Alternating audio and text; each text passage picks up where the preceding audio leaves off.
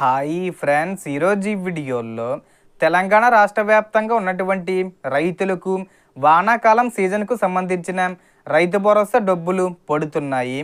ఎవరెవరికి పడతాయి, ఎన్ని ఎకరాలలోపు ఉన్నవారికి డబ్బులు పడుతున్నాయి, ఒకవేళ డబ్బులు రాకపోతే ఏం చెయ్యాలి, సో దానికి సంబంధించిన పూర్తి ఇన్ఫర్మేషన్ ఈ వీడియోలో తెలుసుకుందాం.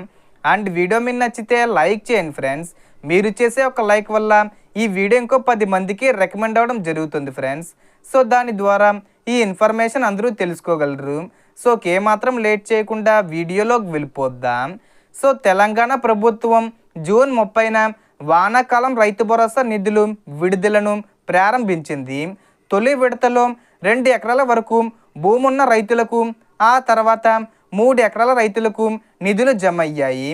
ప్రస్తుతం 4 ఎకరాల వరకు అర్హత కలిగిన రైతుల ఖాతాల్లో కూడా విడతల వారీగా డబ్బులు జమ్ముతున్నట్లు ప్రభుత్వం తెలిపింది. అయితే ప్రతి ఒక్కరికి ఒకేసారి కాకుండా దశల వారీగా జమ అవుతున్నందున ఇంకా డబ్బులు రాకపోతే కొంత సమయం వేచి ఉండండి. ఈ జూలై 15వ తేదీ వచ్చేలోపు అందరికీ జమ చేస్తామని ప్రభుత్వం ప్రకటించింది. సో మీకు ఇంకా 1 ఎకరానికి సంబంధించిన లేదా 2-3 ఎకరాలు ఉన్న డబ్బులు రాకపోతే టెన్షన్ పడాల్సిన అవసరం లేదు. వెయిట్ చేయండి.